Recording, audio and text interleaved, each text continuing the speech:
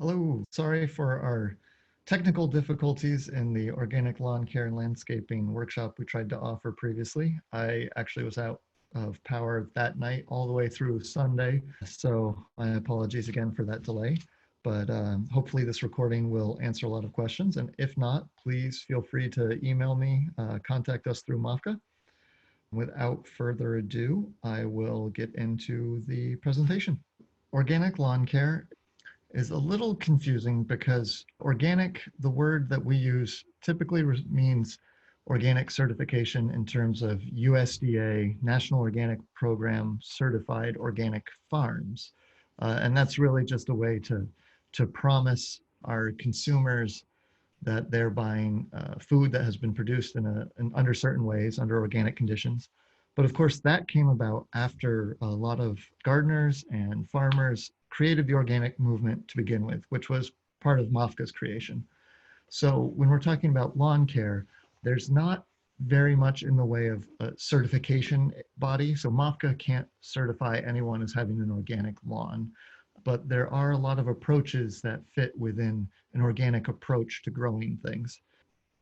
So I bring up this photo here. That's my daughter, and part of that is just to provide what I consider, a reason why I would want an organic lawn, right? One that I'm not using synthetic fertilizers, not using pesticides, because she's going to be playing on it, and she's going to be very exposed to anything that's applied to it. At the same time, I also wanted to highlight this photo to kind of ask everybody, what do you see here? Do you notice the lawn that much? Do you notice that there are different species? So I see white clover in the lower left. Up at the upper left, you can see some dandelion coming out. There's some other weeds coming off in the right, a plantain right there. To me, growing up, my dad used to joke, if it's green, it's a lawn. I have a little more nuanced view than that, but I don't need a monolithic, just grass, high density turf.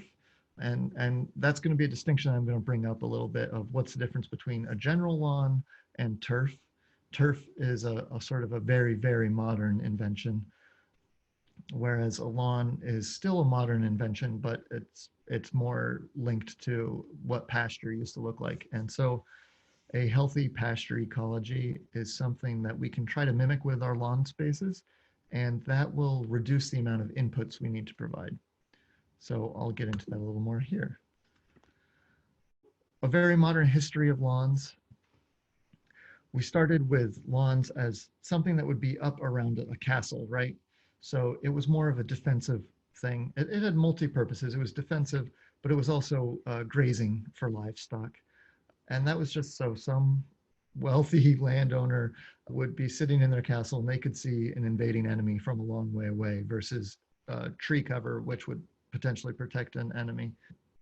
And then if you have peasant farmers working under you, you might as well let them graze it. And so you have a diverse group of species that are pasture species, more or less. And it's pretty much a closed system, right? They're feeding animals.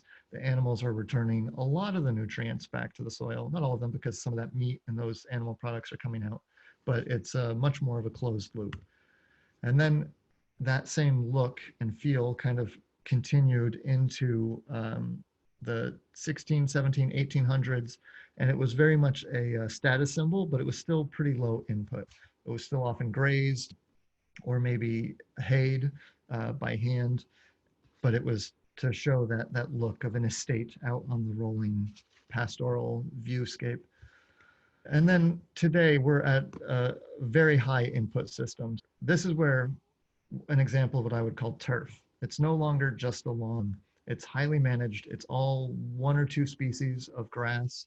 And then there's a lot of inputs, a lot of fertilizer, a lot of pesticides, herbicides to make sure that, so first you're putting a lot of fertility to the grass, so it's growing vigorously. You have bright green, quick growing grass, but that also means you have to mow it regularly. It's perhaps more susceptible to weeds coming in, so you have to add herbicide. And it's also perhaps more susceptible to pests, and you have to add pesticides. And then you have all those grass clippings. You have potentially fertilizer runoff, potential pesticide and herbicide runoff, as well as contact with whoever's in contact with it. And that's sort of our closed loop that we're hoping to avoid with our organic lawn care. So these are kind of the two ends of the spectrum that I'm going to kind of refer to a bit more. High management turf, high intensity of inputs on the right, and on the left, apart from that being a joke, but also it is representing our more pastoral pasture management, diversity of species, and trying to reduce the amount of inputs that you're putting on, as well as the waste that you're taking away. But turf does have an important part in our modern life, right? There's visual and aesthetic reasons for turf or lawns. We're just used to houses with a lawn around them. It also is very important for recreational fields and athletic fields. And again, that's letting your kids out to play on it, but it also, a high intensity sport needs a tough, resilient, strong turf. And you can achieve that with some organic methods. And then the third turf use that really comes in is utility or conservation, in terms of maybe it's a grassed roadway that gets used rarely. Maybe it's a grass swale that helps control parking lot runoff, and that provides some environmental benefits. For those environmental benefits, denser turf will help reduce runoff. If you look at the picture on the left, the high quality turf, there's a lot of density of plant. And then the poor quality, it's really spotty, there's bare spots, it's not looking very healthy. So the high quality turf, it's just more grass blades sticking up. If you imagined water as a solid sheet running down that hillside, the more grass blades it has to hit to get to the bottom of the hill, the slower it's going to go. So the slower it goes, the more it can infiltrate into the soil, and also the more the soil is held in place by that turf, and it's not going to be easily eroded. And a lot of our soil fertility or fertilizer runoff issues, it's not always fertilizer. Sometimes it's just particles of soil that are eroding and getting into the water, and those carry nutrients with them. Anything you can do to help prevent erosion is going to help your environmental impact. And also anything you can do to reduce the water that's running off. The more you can get it to infiltrate where it is into the ground, the better it's going to be environmentally. So looking at grasses, because those are our predominant turf species, particularly when you're in a higher management setting, it's good to know some of how they grow. What you see here is a grass where, and if you can see my cursor right there around the crown, that's where, for the majority of the grass's lifespan, that's where the entirety of the growing point is. So it all grows from that little spot, and then it's leaves that come up. And you'll see this collar here. Above it is leaf blade, and what looks like stem, that portion right there is leaf sheath, and that's kind of like the leaf stem, the petiole, not true stem like a tomato stem or a tree trunk. It's more like the little bit of a maple leaf that attaches that maple leaf to the branch, the petiole, the leaf stem. And so that in grasses wraps around each other, and they produce a sheath that the other leaves emerge up through. And that's why we can mow them. That's why they're so great for lawns, because you can mow it and then it's still going to regrow from that growth point down below. One important thing to think about in terms of grasses reserves is that they have some energy in the roots, but not as much as our broad-leaved plants. For the most part, grasses conserve their energy in the lower part of their stem, right in here. So they have energy reserves here. So when you mow them, they mobilize those sugars to create new leaves that emerge from down below and come up in between. So the lower you mow them, the more you're cutting those reserves out, which is not good. Also, the more you're exposing the soil, right? Because the leaves up above them are keeping this soil covered. And that's going to be important for a few reasons. And then in terms of how grasses spread, it depends by species. This is a generalization, this photo, this image. Rhizome is an underground stem, and so that's a stem that spreads and makes a tiller, which is just another grass plant, basically. It's a clone, but it becomes its own individual plant once it's really rooted. So that's the rhizome way that can spread. And then some species do it primarily with a stolon, and you see that's the same kind of stem that's creeping, and it's rooting at these nodes where it hits the soil. And then here's another tiller that's emerging up from it. So that's an above ground stem. And then you'll also notice that there's another tiller right next to the main one, and that emerged right out of the same crown. And so that would be a bunch grass. And so this is our main distinction of lawn grasses. Bunch grasses, they don't do much spreading by stolons or rhizomes. They mostly just make tillers right next to where the individual is planted. So if you seed bunch grasses, they're not going to form a dense sod quickly. However, each bunch of the grass is going to be pretty tough and pretty resistant. So it forms a strong mass itself. A grass that spreads through rhizomes, rhizomatous, or through stoloniferous, those are like Kentucky bluegrass, and those will fill in gaps a little better, but they won't form the solid bunch that you have. It's nice to have a mix of both because you can fill in your lawn both, and different years are going to maybe lead to favoring one over the other, but you'd like to have both present so that if you have a bad year for a bunch grass, then your rhizomatous and your stoloniferous grasses will help cover in, and vice versa. The number one step to a healthy lawn is your mowing practices. And I should actually take this minute this photo is reminding me that a lot of these photos are a little bit older because I was gifted these slides for use from my graduate advisor, Sid Bosworth at UVM. So I just want to give him credit for a lot of these slides and a thank you. And I hope everybody else enjoys the 70s vintage, maybe 80s vintage of a lot of these photos. So the major reason for the decline in many turf areas is poor mowing practices. And typically that means cutting too low, maybe not cutting frequently enough, or maybe cutting too frequently, which isn't part of this quote, or using a dull blade. If you look at this, it's a fine lawn, but it's not super healthy or vibrant looking.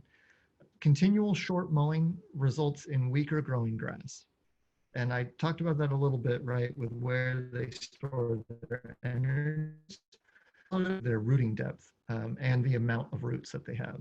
And so if you look, one thing about plants is that when you cut the top growth, typically the roots die back to be about in balance.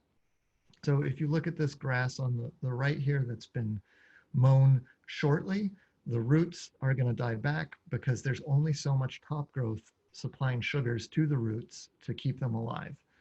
Whereas the grass on the left, it's been mowed higher, it has deeper roots, and that's more because there's more leaves that can support those deeper roots. Those deeper roots in turn give the grass greater access to nutrients that are in the soil profile, as well as water. If it's getting dry, that top part of the soil is going to dry out before the bottom part. So you want the grass to have long roots to be able to reach the bottom. And then also think about if you were a dandelion seed that had blown in on the wind, where are you going to have a better opportunity to take off? You might not even reach the soil if you're on the one on the left that's been kept mowed high, whereas the one on the right, there's a lot more gaps. You might be able to reach the soil, and then you'll also have light, and that's the critical thing, right? If you're shading the soil, then a weed that germinates is not going to get the light it needs to be able to grow. Another component of this rooting depth and the mowing height affecting that rooting depth is that every year the grass is growing, and every time you mow it, you're going to have some root dieback. That's normal, it's healthy, it's a good thing. You just don't want it to be excessive. So every time you mow that taller grass, a little bit of roots are dying off way down and deep in the soil, and those roots are organic matter. And so they're going to help build up the organic matter deep in the soil. Whereas on the right, you have smaller rooting systems. There's just less root mass. And so that's going to be less organic matter in total that is getting entered into the soil. And it's one of the key components of organic growing is to have enough organic matter to support biological life in the soil, as well as for the benefits that organic matter adds to a soil. It increases air holding in the soil, it increases water holding in the soil, makes it less resistant to drought. It helps water infiltrate the soil, so it makes it less likely to run off. So in a dry year, if you don't have good soil structure with some decent organic matter, and then when it does rain, that water is going to be a lot more likely to run off the surface of the soil than if you have good structure and good organic matter in the soil. So that proper mowing height, we're trying to not remove more than about a third of the grass at any one mowing. And that's where mowing frequency gets into things, right? Because you're probably not going to adjust your mower every time you mow to get that 1/3. So you just try not to miss your mowing opportunity so that you don't have a ton of really tall grass that you have to deal with. If that is the case, this is, it gets into nuance. It's a little bit what works for your system, what works for your goals. If you can mow that top third and then come back and mow it a few days later to the height you want it at, it's going to be a little easier for the lawn to take. If you take all that length off, to get to the height you were hoping to mow at, you might stress the lawn out a fair bit. So that optimum height for most of our New England lawns is between 2 and 3 inches. Typically, the higher you go, the healthier it's going to be. But I know that taller lawns maybe aren't what you're looking for, right? Sometimes a croquet lawn, you wouldn't want to be too tall or something like that. Just depends on what the purpose of the lawn is. If it's mostly aesthetic, definitely go for a taller lawn because no one's really going to notice anyway. When you're mowing, you want to keep a sharp blade. Dull blades, instead of cutting the grass at the top, they kind of rip the grass at the top. And so that jagged edge, it's going to be more area that you're going to have water loss. And then it's also more opportunities for diseases to come into the grass and to enter the leaf. So talking about that water loss, an established lawn, you shouldn't need to water that much in New England. However, we do get dry spells, right? The ideal is to water deeply and infrequently, right? We're hoping that we have those deep roots. If you just watered really regularly, like every other day, and you only watered for a little bit of time, you'd be training your lawn to only have roots in the upper surface of the soil. So again, that's less access to nutrients and soil water. You're sort of spoon feeding them. And then if your irrigation system messes up, your lawn just dies because it can't reach water that's lower down. Whereas if you water deeper, you're soaking that entire profile. You have to water low and slow, right? Give the water time to infiltrate all the way through that soil. And then timing. Best practices are early morning, and that means as early as possible. If you can set a timer, if you have a system where it sets a timer so it's before the sun really rises or as the sun's rising, that's ideal because that's when your lawn may already be wet from dew. And there's a couple reasons. One is the longer your plants are wet, the greater the opportunity for disease to get in.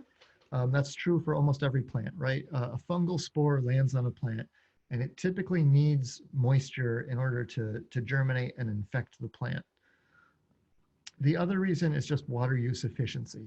If you water midday or late afternoon, there's hot, dry air, there's a lot of sun, and a lot of that water is just going to be lost to evaporation. You can also water in the evening, but then your plants are going to stay wet all night. And so it's just considered less ideal, but if that's what works, that's what works, right? It's not like we don't get rain in the evenings. Aeration is one thing that can be used for a dense turf, right? So if you look at these pictures, you see a really dense turf. It's also close cropped in a lot of these situations, kind of golf course type management. In those situations, it can be really beneficial because you don't have some of these other species that we might see in a more natural pasture setting. Dandelions, they have a nice deep taproot.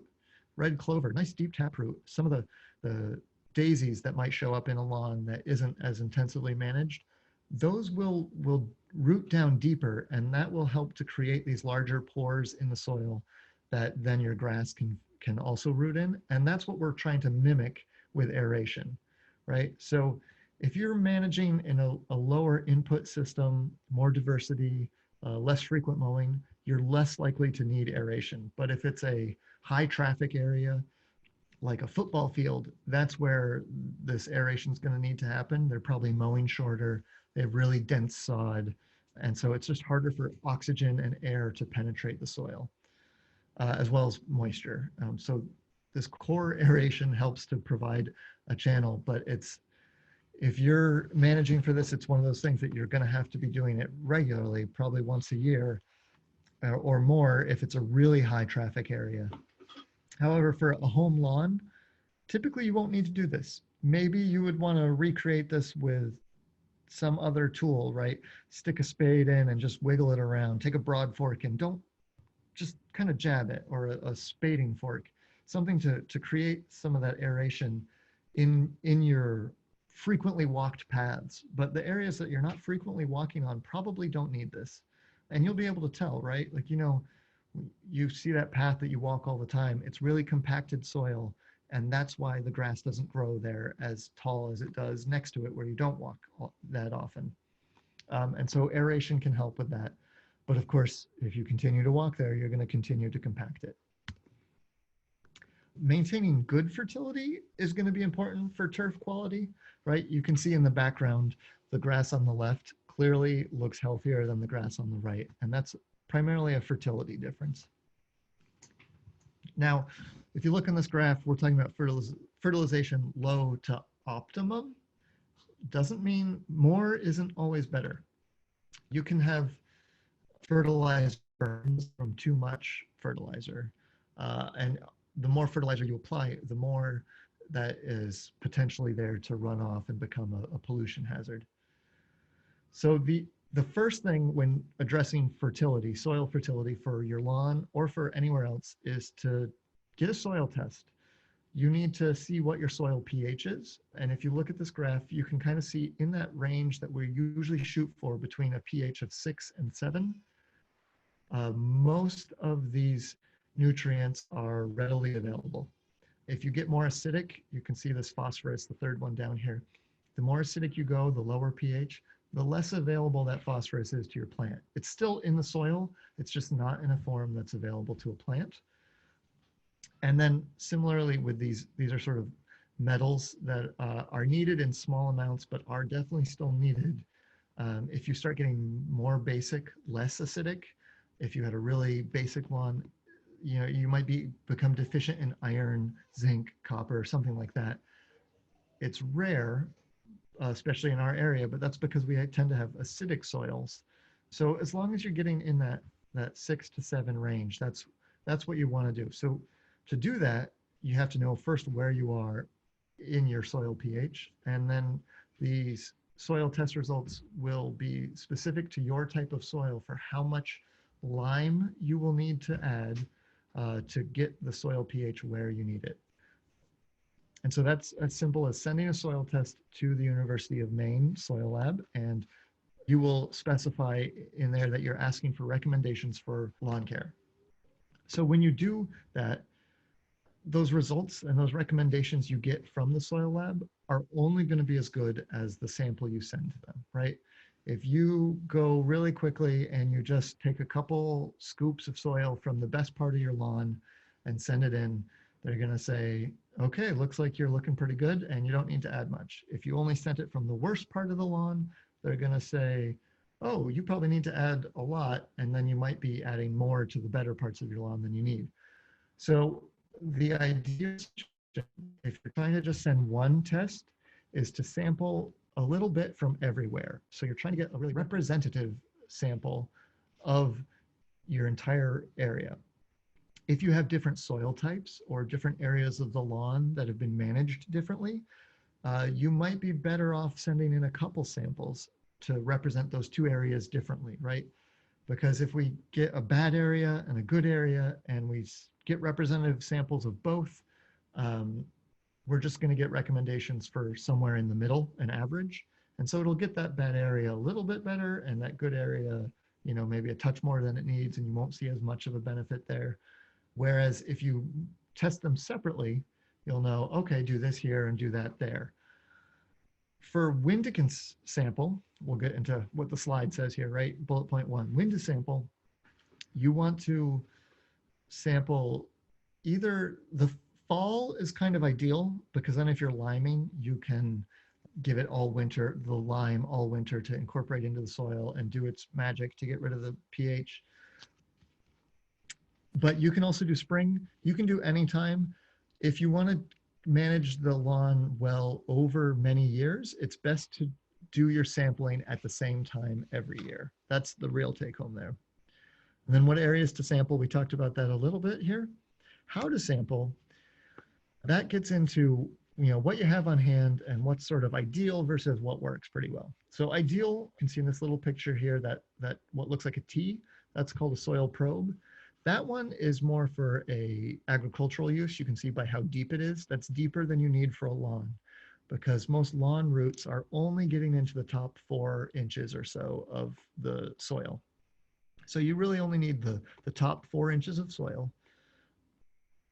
And if you look at the pictures on the right, that's probably more what most of us homeowners are going to be doing.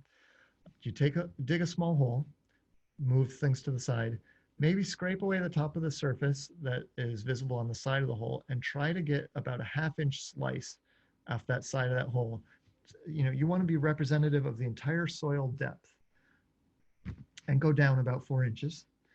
Take that, put it in the bucket, and then go do a zigzag pattern over the entire area you're sampling. See this photo on the bottom of the house. You zigzag, right? You want random, but try to get a little bit of everything. The more samples, the more representative it's going to be. But if your lawn looks pretty much the same and the soil seems pretty much the same, you don't have to go crazy, right? Like you don't want to spend all day. I don't think I would do as many as you see these little stars in this. I would rather take that same number of subsamples and spread it out over the entire lawn. And then what lab? Here in Maine, you might as well send it to the University of Maine. They do fine tests. It's where actually most other universities in the surrounding states send their soil tests to the University of Maine, except for a few. How often to sample? For me, I might do it, I would definitely do it if I was establishing a new lawn. I might do it if I'm starting up, okay, it's my goal that over the next 5 years, I'm going to really get this lawn in good shape. I might do it once a year for the first year or two, and then skip a year, and then really start doing it once every 3-4 years, as long as things are still looking good. You don't need to do it every year once you have your system down pretty well. A lot of these nutrients, so here's what your soil test recommendation is going to come back looking at. They're going to tell you your pH. They're going to give you recommendations, how many pounds of lime over 1,000 square feet to get your pH where you want it.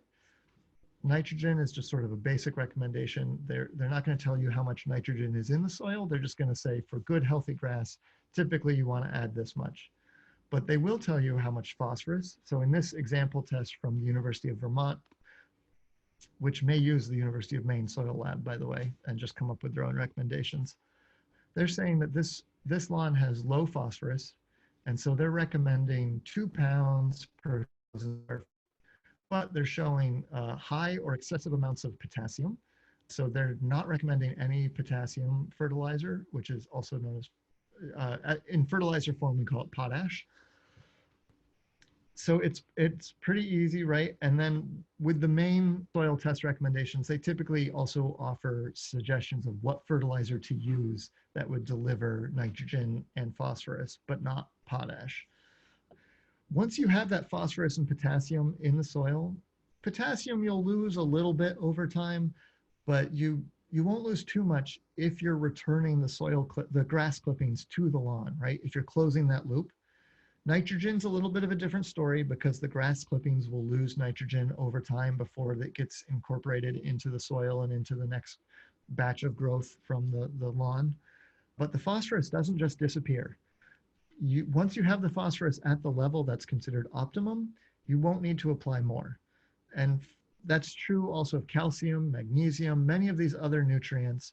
And so once you do have things in a good spot, you're not going to need to do much soil testing, except to check on the pH, make sure it's okay, check on something that will leach out over time, like potassium, and see if you need to add more of that. But it's really not going to be an all the time necessity. It's more of getting things where they need to be to get started. So that nutrient cycling that I'm talking about is you're feeding the grass, right? We're talking primarily about grass, and it gets a little more complicated if you have what is more like a healthy species-rich pasture type system. Once it's into the plant tissue, you know, that's what the plant is using to grow and do what it needs to do, and then you mow it, it's still in that plant tissue. So if you have a mulcher where it chops the grass finely and then it just lets it fall to the soil, that will decompose, it will go into the soil organic matter and then go be available for use in the plant again. So that soil organic matter is, as I talked about earlier, but also nutrient cycling. The nutrients in that organic matter become the nutrients in the plant. The plant becomes that organic matter after it's been cut and moved and killed, basically, and starts to decompose. So how do we maintain that soil organic matter or increase it if we're low? The number one thing for a lawn is good grass growth. And that's what we talked about that earlier, right? Mowing height and how much rooting mass you have and rooting depth. A healthier sod has a lot more roots, and those add a lot of organic matter. It's not just the roots dying off, it's also that the plant will secrete sugars and things like that into the soil, feeding bacteria, because those bacteria help make nutrients more available to the plant. So the larger the root system you have feeding the bacteria, the more sugar going directly to that bacteria, those bacteria die, and they become soil organic matter, which is what SOM stands for up here. Sorry, forgot to clarify that. The other option is to add organic sources. You can see compost on the left. It's being rototilled into a new lawn being established in that middle photo, or it's being top dressed on that right. You don't want to add a lot of compost unless you're prepping the soil to get your soil organic matter where you want it to be for that initial seeding. Either you're putting in a brand new lawn after construction or clearing land, or if you're totally renovating your lawn, if you decide there's so many issues that you have to start over and start from scratch. Whereas top dressing, you want a thinner layer. You won't, again, compost has a lot of nutrients in it. As long as your phosphorus is where it needs to be, you probably don't need the phosphorus that's coming from the compost. So, you know, you have to consider your options there. Potassium and nitrogen are really what you're looking for out of your compost applications, as well as that soil organic matter and the good microbiology, the microbial diversity that comes in on compost. However, if you have good soil organic matter, good healthy soil, you'll have plenty of microbial life and diversity in your soil anyway, as long as you're maintaining them. So nitrogen and turfgrass. Nitrogen is that one I said it's kind of weird. It's a little, it disappears out of systems because unlike a lot of our other plant nutrients, it doesn't stick to soil particles the same way. That's part of why organic matter is so important. Nitrogen will stick to organic matter better than it will to just straight soil particles. But if you don't have enough of that cation exchange capacity, that's the measure of how much nutrients can stick in your soil. And then nitrogen in the soil is typically an anion, and that anion exchange capacity is primarily coming from organic matter.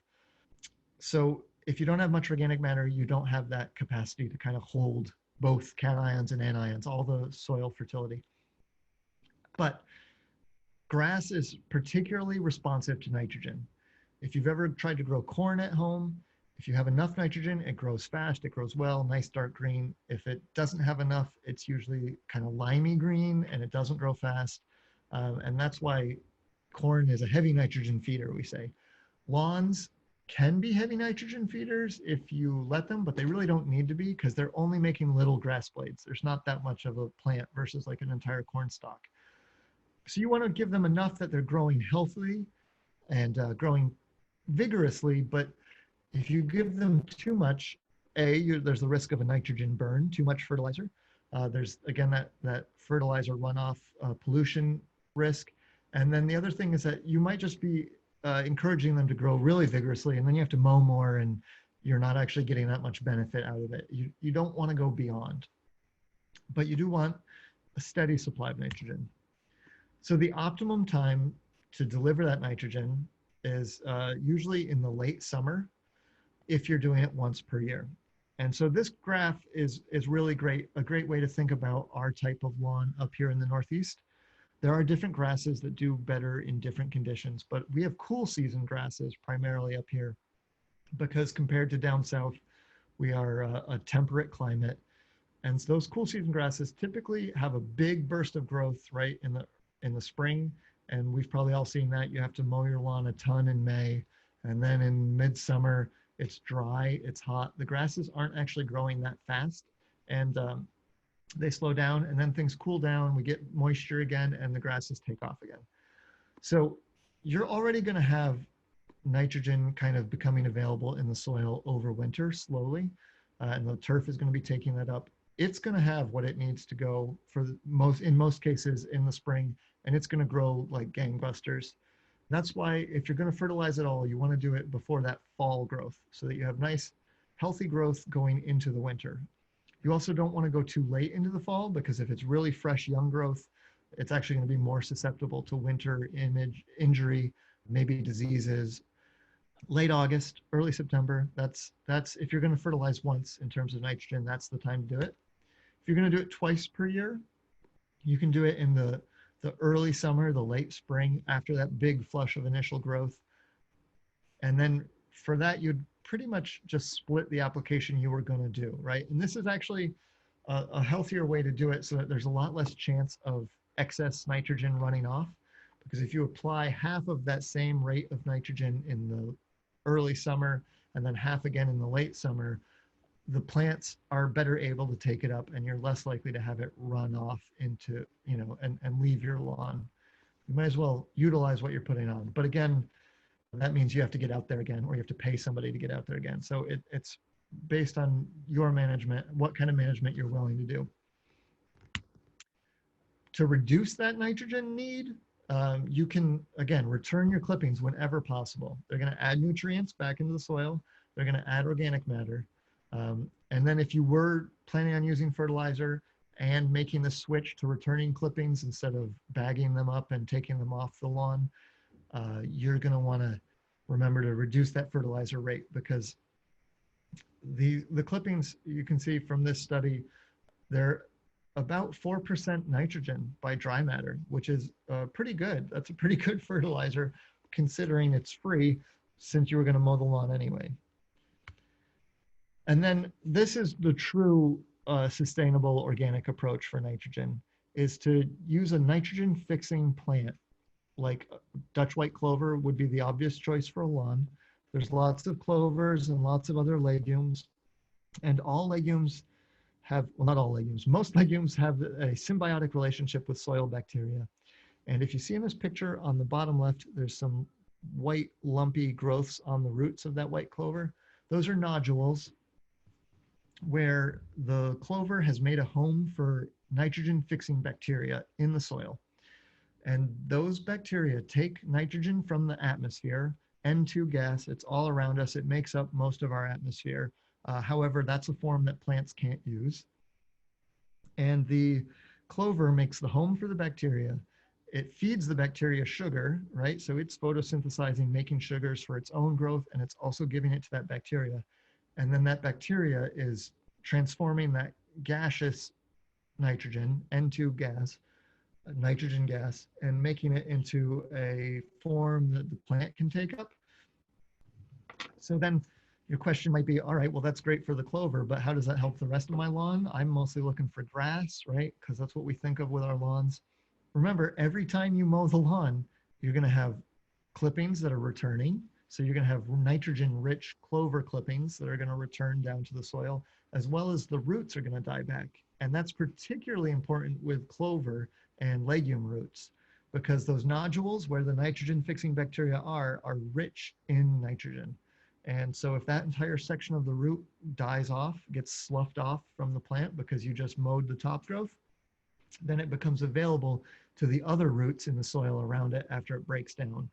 And in summer, it takes about, in what we would consider ideal conditions in the summer, it's going to take about 2 weeks between mowing and that nitrogen becoming available to the grass around it. So if you have a good patch of clover in your lawn, and you notice the clover is nice dark green, but the grass isn't, and it's because you know you haven't fertilized in a long time, or that the clover didn't used to be there helping out, and then you mowed the clover, you wouldn't expect the grass to green up because of it immediately, but maybe 2 weeks after, it's going to release that. And that's going to be a very steady supply of nitrogen. So the more, right, every mowing, you're going to be releasing nitrogen to the lawn ecosystem. The other nice thing about clover, especially if you're opting for organic lawn care, I'm going to assume that you care about your pollinators and your beneficial insects. And clover is a great source of nectar. Bumblebees love clover. And so it really can mean once you've, in your ideal setup, you've soil tested, you've adjusted pH, you've you've made sure that you've added fertility needed to get to the optimum levels. And then you have pretty much a closed loop, except, right, that nitrogen kind of slowly disappears over time. That's where the clover comes in. It's slowly adding nitrogen over time. And ideally, you don't need to add any fertilizer once you have a good ecosystem going of grass and clover. The other aspect of clover is just the more species you have in your lawn, yeah, up to some limits, right? Like there's some species we don't want. We don't want ragweed growing in our lawn because that produces an allergen. The more diversity, though, the more species you have, the more insect life and soil life that you're going to be supporting. Anytime you let something flower in your lawn, you're supporting a lot more life there. And often that includes beneficial insects that are predatory, that might be eating some of the pests that you don't want, or it might just be feeding insects that then feed birds, and those birds also feed on your pest insects that you don't want. So it's all about kind of maintaining that ecosystem instead of just having that turf in a baseball field. That's not really providing many ecosystem services, whereas a diverse lawn is. And if you're like me, it's nice to have some flowers in the lawn. So some of the issues of an unhealthy lawn could be a buildup of thatch, weeds coming in, insect pests, or diseases. And we're going to run through all of these.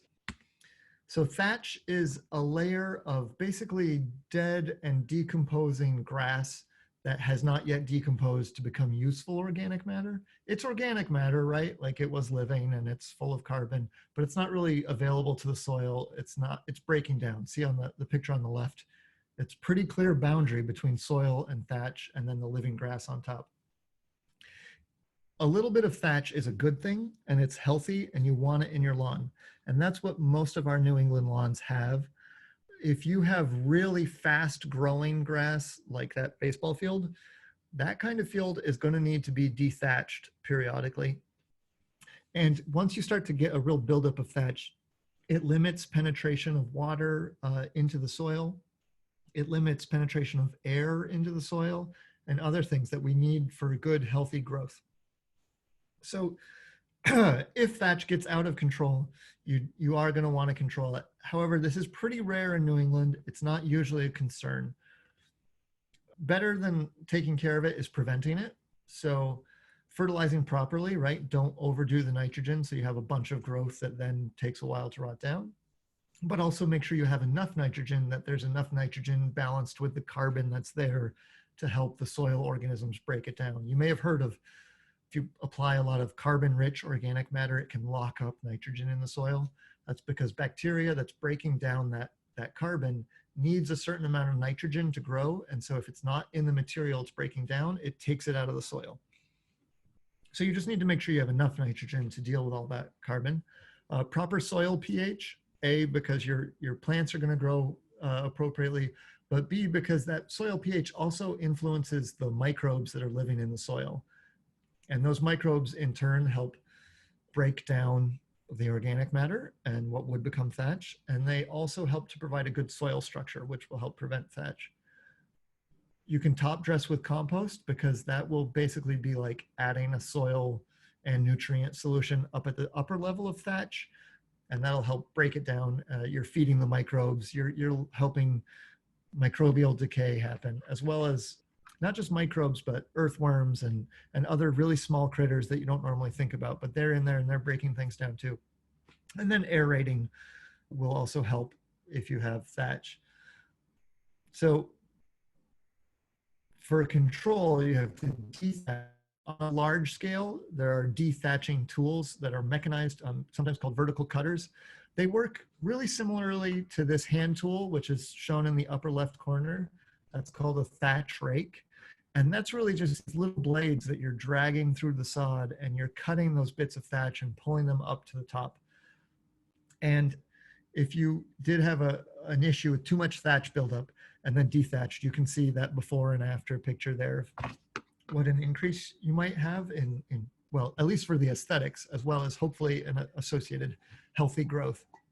And as it says here, it's best to dethatch in early to mid-autumn. And that's just in terms of the growth cycle of your lawn. So for weed management, there's a few general rules. One is that most weeds are opportunistic, right? If we think about dandelions, which I'll leave to you to debate whether it's a weed or not, but a lot of folks don't want it in their lawn. You can see they're spread by wind, so those seeds go airborne. And if they go to a really thick bit of turf, they can't penetrate, as we talked before. They can't root, they can't get enough light to take off. Or if they do germinate and they're growing a little bit, they're being strongly competed with by the turf.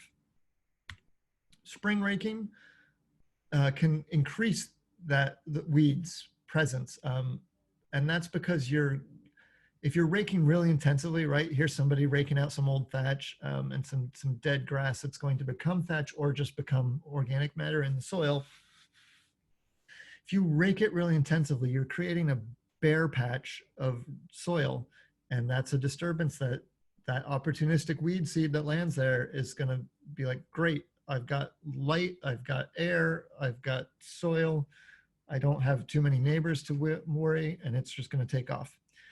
So those dead spots become weed spots. And so that was intensive raking in that example. In this example, that's dead spots from dog pee. And that's actually because of too much nitrogen in the dog pee. It's just too strong. So in that case, one prevention you can do is you can just, if you know there's an area in your lawn where your dog always pees, hit it with the hose regularly and help dilute that nitrogen fertility, help rinse it away a bit. Here's an example from my own lawn. And this also shows that in this new house that I've been living in for about a year, last summer, the lawn was not high on my priority list. So this is a lot of crabgrass, but you can see that where the dog had peed had initially died back and then came on the growth like gangbusters because this soil is nitrogen deficient. So that nitrogen really spurred on a lot of fresh growth there.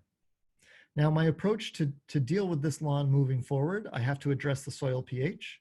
I have to address soil fertility, make sure there's enough fertility for good grass growth, make sure there's enough of the grass species I want so that they can actually grow. And then paradoxically, you might think mow low and really take care of that crabgrass, but crabgrass is actually favored by mowing low. And so I'm gonna have to mow high. Last year I probably mowed too low and didn't shade it out well enough with the bit of actual grass that I do want that is present. You can see a little bit in the bottom of that photo. There's some ryegrass and maybe some bluegrass, which is what I'd actually want in my lawn. Also, clearly nitrogen deficient. I need to get some clover in there in that mix, and that'll help these spots not be as much of a presence. So when you do have a dead spot, you can see in the top left, there's the dead spot. They're going to scratch away that thatch, expose the soil, put on some seed, a nice thick bit of seed, maybe put a little bit of compost over top or a little bit of soil back over top, tamp it down with their foot, and just doing that, getting the species you want growing there again before a weed can come in is going to be 80% of the battle. If you can get the species you want growing in the area that you want, and you can get them growing healthy, they're going to choke out the weeds you don't want. And then all this has kind of been talking about the rule number 2, which is that the best weed control is competition from vigorously growing turf. And that means taking care of your cultural practices. And again, like we talked about before, mowing height. Here's a great study that was done in UVM in the 70s. And if you look on the left, it's grass that's been mowed at 2.5 inches. In the middle is at 2 inches. And on the right is 1.5 inch. Look at how many more dandelions are thriving there. It just means that the lawn on the left is, the grass is able to grow healthier and stronger and be more competitive. And the dandelions weren't able to take a hold there. I didn't include in this presentation, but this is also true of crabgrass. There's a lot of studies that have shown that the higher you mow, the better your grass is going to be able to outcompete crabgrass. And then general rule number 3, even when weeds are controlled, if you don't fix the underlying problem, then the weeds will be back. You know, you can't expect to take care of the symptom without fixing the issue and have the symptom not return. And then the last one is just sort of a general truth, and that's that the most difficult to control weeds are creeping perennials. You might know ground ivy. It's also called gill over the ground or creeping Charlie. It's a type of mint and has square stems, as you see on the right there. And it's just really, really difficult to control. So your best bet is to keep it out from the beginning. So weed control, how do we do it without using herbicides? There's mechanical weed control. Here's a nifty mechanism, right? You get the grass species in this example that they didn't want in their lawn, and you spear it, twist it, pull it out, and then you eject it with that middle prong that pushes it out. And that way you don't have to bend over. It's a little easier on the back, especially if you're covering an entire lawn. And that would work also for dandelions and some of the other lawn weeds. Here's another simpler classic example, a dandelion puller. You know, you really spear it down in there, and then it's got a pivot point, and that's what you're using for leverage to pop up the deep tap-rooted dandelion. Similar kind of approach. You're just got to be on your hands and knees for that one. So then there's some chemical weed controls. We're talking about organic lawn care, so we're going to rule out synthetic herbicides. There's corn gluten, borax can be used, although with caution. Some fatty acid products, some vinegar products. Corn gluten is used as sort of a natural weed and feed because it is both, it has nitrogen in it, so it acts as a fertilizer, and it has pre-emergent herbicide properties. And that means that if you apply it in bare spots, weed seeds that start to germinate are going to be less likely to germinate if the corn gluten has been there long enough to start breaking down and releasing the compounds that make it act as an herbicide. It also will help to provide nitrogen for the grass that you do have there. It's not 100%. It won't stop all the weed seeds from germinating, but it will reduce the number that do. And then you wouldn't want to use this at the same time as seeding your lawn, because the seeds that you want to germinate also wouldn't germinate well. But when you have an established lawn where you have these plants that are just waking up and they're perennial, they're growing again anyway, they won't be affected by corn gluten. There are a lot of natural herbicides that either have fatty acids or vinegar or clove oil, and those are not ever going to work the same way that like Roundup does as a conventional synthetic herbicide, because that will go into a plant, be incorporated, and kill the entire plant, roots and all, when it's used at an appropriate dosage at the appropriate time. These are going to basically, the majority of the way they work is to strip the waxy protective layers on the outside of a leaf. So anything they're sprayed on It's going to strip off that waxy protective layer, and that leaf is going to dehydrate. And so it'll kill whatever leaves and above ground growth it's been sprayed on, but it's not going to kill the entire plant. Also, the ones that are marketed to homeowners typically aren't a very high strength, and so they're not always very effective, but they may be. There's some that may be better than others. The ones that lawn care professionals that are licensed applicators, you know, a commercial applicator of herbicides, insecticides, pesticides, whether they're conventional, synthetic, or organic, natural, they're all regulated the same way. So the higher strength ones require a license to be a pesticide applicator. And those are typically going to be a little more effective. But again, the approach has to be different than Roundup. It's not, I sprayed it on the plant once and the plant is dead and I can just walk away. It's, I sprayed it on the plant, and it's sort of the same thing as if you had just cut the plant off at the top of the soil. The roots are still going to be alive, and they're usually going to send up new sprouts, depending on the plant. Not every plant is capable of this. And so you kind of would do it as a war of attrition if you're really committed to using this herbicide instead of just pulling up the plant. And so you would apply it, kill the top growth, new growth would reappear. But before that growth can really send a lot of sugars back to the roots, you kill the top growth again by reapplying. And you do that several times, and eventually the roots just don't have enough sugars to continue to grow and to support that top growth. Now, if you remember what I said about, like, anytime you're removing top growth, you get a subsequent dieback of some of the bottom growth, some of that roots. If you apply this material once, you're going to have a little bit dieback on the roots. So if you do have regrowth coming, that might be the time to pull the weed, and then you're just done with it. I understand it's not always easy to just pull the weed from the start. So maybe you either mow it or you use a material like this to kill back the top, weaken it, and then when it resprouts, it's going to be a lot easier to pull it up and get rid of it. You know, it's sort of weakening the weed plant over time. And then when we get into insect control, you need to really know your insects. Probably the most common issue in New England are Japanese beetle grubs in the soil, and these grubs feed on the grass roots. Now, I just made my own cardinal sin of what I'm going to advise you not to do. I just said Japanese beetle grubs. It's actually 6 to 8 different species of beetles that can have this grub form. You know, the grub is sort of what they are before they become a beetle. You know, it's the butterfly before the caterpillar, essentially.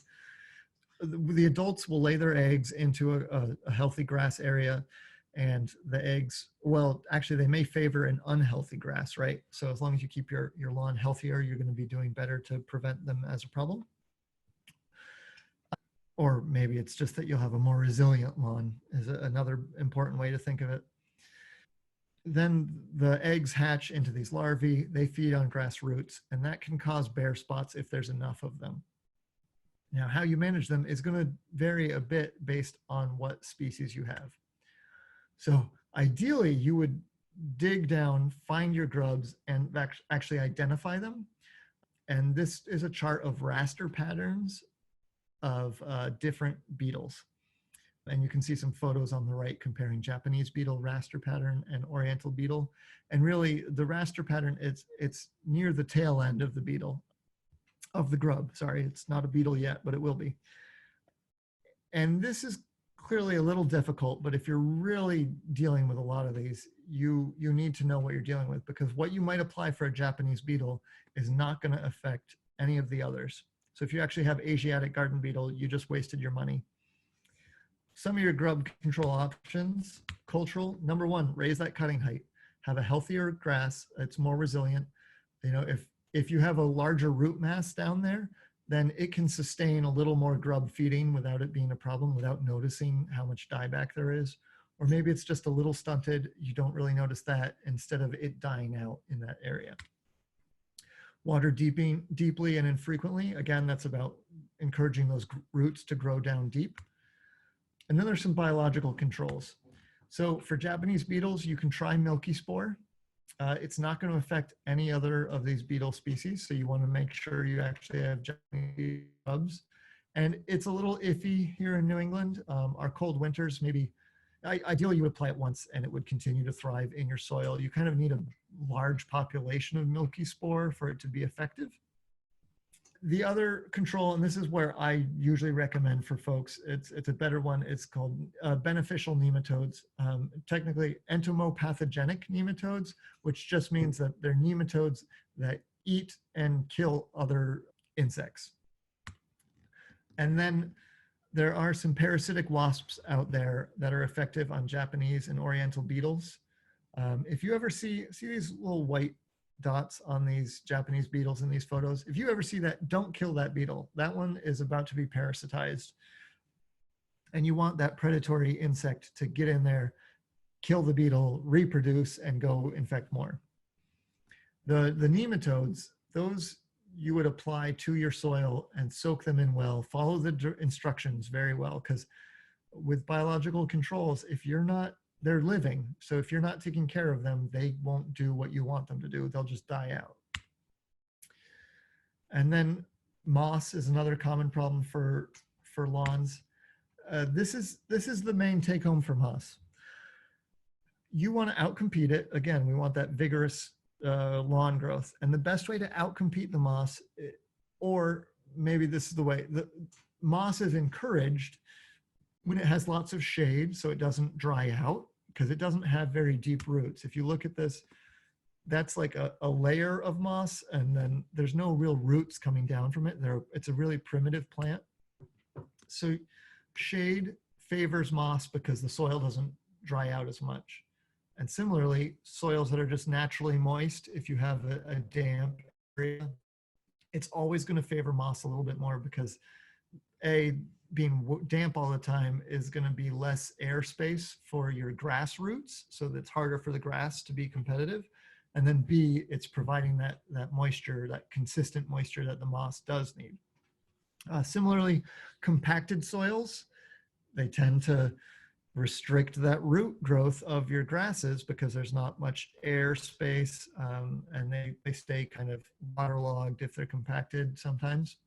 And they also hold moisture at the top. So you want to make sure you're providing enough sun, or growing maybe a shade appropriate grass. If you have a very shady spot, don't just try to grow the same grass species that you would grow out in your sunny spot of your lawn. Look for shade tolerant grass seed. Compacted soils, that's where you're going to want to aerate. You're going to want to help relieve some of that compaction. And then low soil pH, low soil fertility. Again, those are really acidic, infertile soil. Moss is totally happy. It's going to be fine and it's going to be competitive. Your grass is going to be struggling because it's not the pH and the fertility that it's looking for. Snow mold, probably not a major disease for lawns. Some, in more intensively managed landscapes, it can be a bigger issue. So you might have gray snow mold, pink snow mold. It's a bigger issue in like a golf course where they are keeping the lawn mowed really, they're keeping a lot of nitrogen fertility on the lawn, I guess is what I'm trying to say. And so you have really lush, fast growing grass, and then winter hits, there's snow on top of it, and the fungus is very cold tolerant and it just feeds on all that grass. So if it's been an issue for you in the past, I would say most people don't worry about this at all. Only if it becomes an issue do you start to worry about it. But the way to deal with it is to make sure you're not fertilizing with a lot of nitrogen in the late fall. Not only is it potentially a waste of nitrogen fertilizer and potentially a source of pollution, it's also potentially favoring snow mold. And then if you did have an issue with it in an area, that is one time when you'd want to mow short at the very end of the season in the fall, so that there's less, and remove the clippings so that there's less fresh, tender grass growth for the mold to grow on. And that's sort of my, hopefully I didn't go too fast, but if it's a recording, I also hope that you can rewind and hear what you need to again. But if you have other questions, feel free to email me. There's my email address on the screen, my office phone. I can't always get to it in time, especially in these current times, so you'd have to leave a voicemail. Instagram, I do put some garden related as well as farming related posts up. And if you're not already receiving the pest report, consider signing up. It's just a bi-weekly email that goes out during the growing months where I talk about disease issues and pest issues, primarily, again, for gardens and farms. But I'm assuming that some of you might be interested in that. And thank you very much for your time.